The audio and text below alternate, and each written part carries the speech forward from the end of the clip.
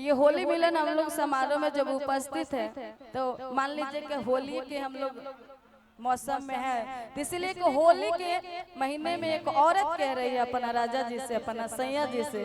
ये गाना हमारे जितेंद्र जख्मी जी लिखे हैं, जितेंद्र भैया लिखे हैं और हम गाए हैं। बाकी कहना है खाली लेडीज के लिए गाना लिखता है मेरा भाई कि होली में कनियावा के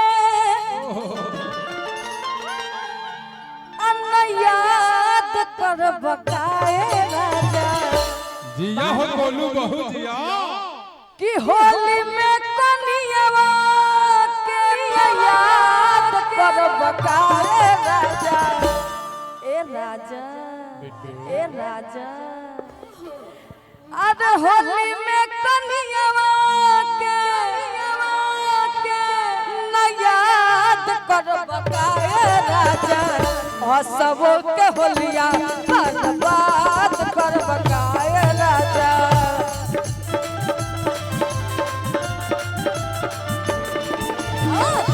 सबो के होलिया बर्बाद कर बकाए राजा। सबे के होलिया बर्बाद कर बकाए राजा।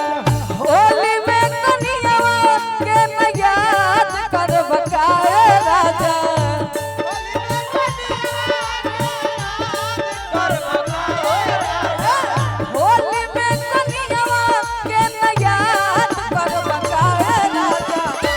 सबो के होलिया बर्बाद कर बकाए राजा।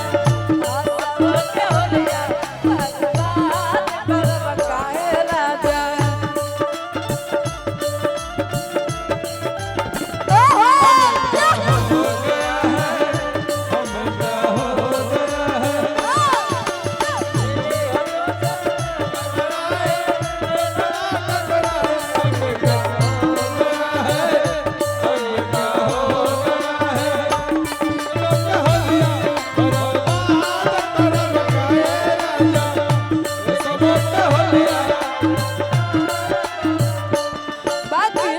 होली के मस्त महीना दिन में औरत अपना राजा जी से, अपना सैया जी से बड़ी सुंदर भाव में अर्जी लगाओ तरी कहो तरी पीयूष और कहो तरीका ए राजा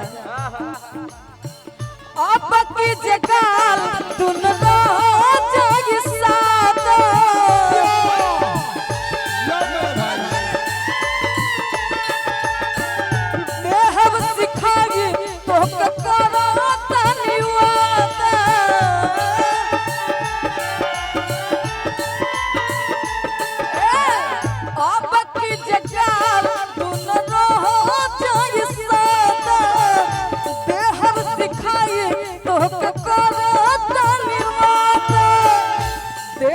सिखाई तो के करो धन्यवाद।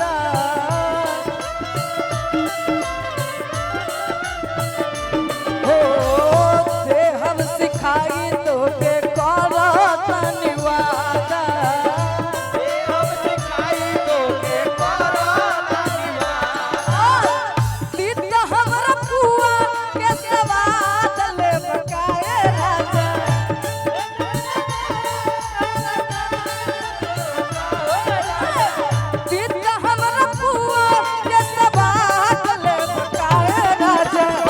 सबो के होलिया बर्बाद कर बकाए राजा।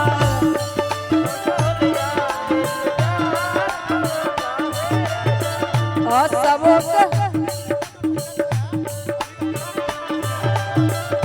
सुनील मिश्रा जी की तरफ से बहुत सारा प्यार आशीर्वाद पुरस्कार है।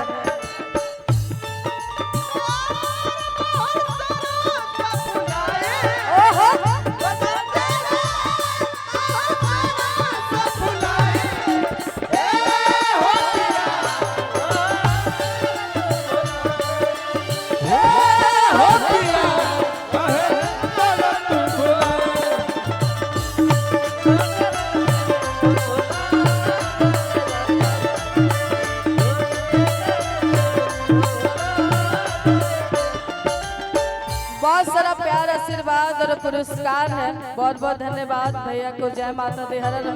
और विनोद कुमार सिंह जी के तरफ से 200 रुपया के पुरस्कार है। बहुत बहुत धन्यवाद विनोद कुमार सिंह जी को। हर हर महादेव। ए सब के होलिया बर्बाद कर बकाए राजा।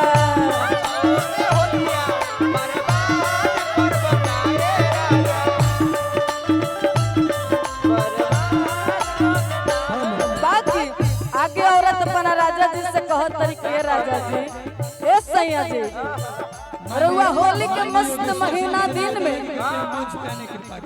रउआ बाहर कमाता नहीं हमारा अच्छा नहीं खेला। औरत कहत तरीका कोनो बात नहीं थे वो आदत हो गई बा हमारा।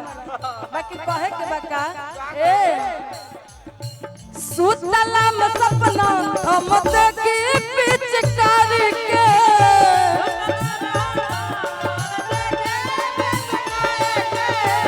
जखमी जितेंद्र कहिया न सवाई बसारी के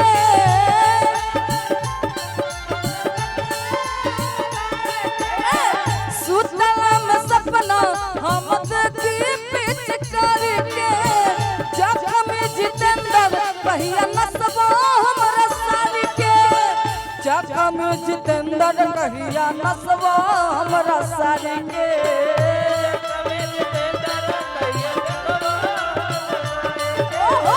जखमी जितेंद्र कहिया नसवा हमरा सारी के।